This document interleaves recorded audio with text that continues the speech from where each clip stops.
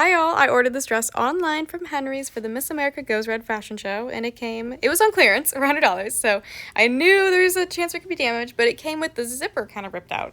So I'm going to show you how to replace that. First, you're going to take a seam ripper with the ball side under, and you're going to pull it through the seam. It's hard to do it with one hand, but just place it under, pull it taut, and then it'll just glide on through. So you're going to do that actually for both sides of the zipper. So I did it on just this side of the dress. You can see the top side and the bottom side of the zipper where I ripped it out. You can do the exact same thing on the other side. And I know this is scary because you're like, holy cow, it's a whole hole in the dress, but I promise it's better. I bought this 22-inch invisible red zipper from Walmart actually for $1.12, and I'm just kind of showing you where I'm going to put it in between the backing of the fabric. So that's where the old zipper was. You can kind of see how it was pressed down. So we're going to be putting it right in between there. Here's our new zipper. Yay, so cool. It doesn't matter if your zipper is actually too long, and we'll get to that towards the end of the video. So totally okay if your zipper is too long. It's way better than being too short. So here's where I'm going to put it, and you're basically just going to line it up, pin it in, and then sew it through the machine. So here it's pinned in, and if you mess up the sewing on this, remember you only want to sew one side of each zipper. You don't want to cross over to the other side and cross the plastic, but you can always take this out and redo it. So just with the seam ripper again. But here I am lining it up, and it's just sewn through my machine. Remember, when you're sewing a zipper, you need to always have the zipper on one side of your foot, which is your sewing foot, kind of in the center right there. And lining it up for me was kind of a pain, but once I got it started, it was pretty easy. You just had to keep moving it for me. Remember, when you start sewing, you always go front and then run it in reverse really quick and then run it back forward so your stitching doesn't come out and you don't have to worry about tying any knots. So here I am kind of running it through and making sure the zipper is staying there so I'm able to sew it in place.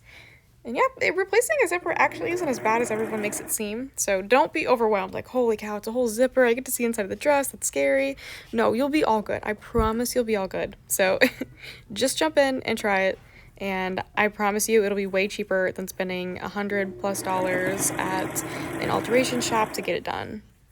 So here it is. Did that one side. You can kind of see the stitching. Here it is, me just showing you.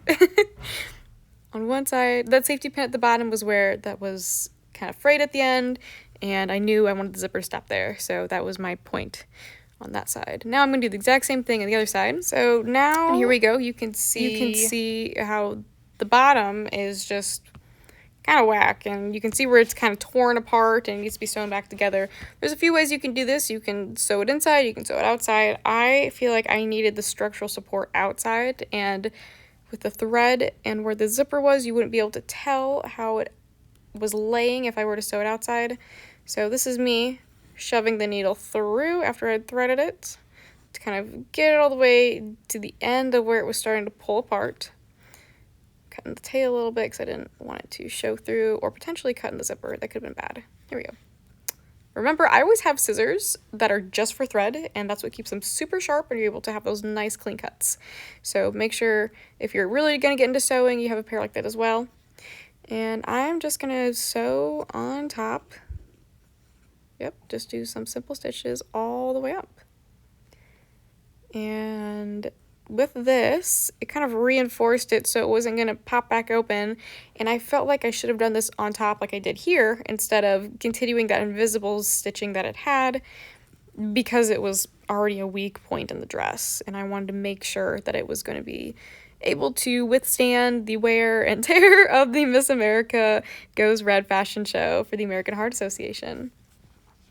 So here I am having some trouble trying to make sure it's on camera and still sew it.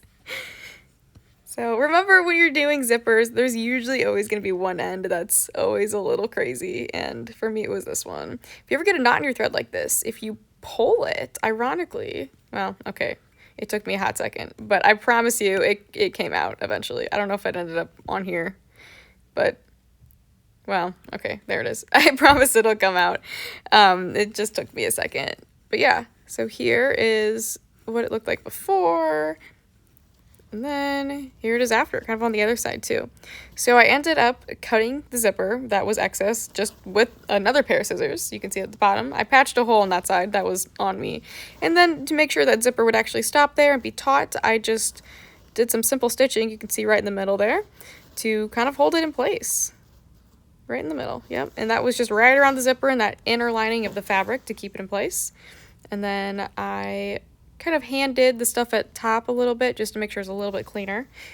But yeah, that's it. That's the whole zipper replaced. So now, oh, you can see it kind of went a little wavy there. But now you can go forth and replace a zipper. I'm not an expert on it, but I hope you feel a little more comfortable, and I see you in your next video. Bye.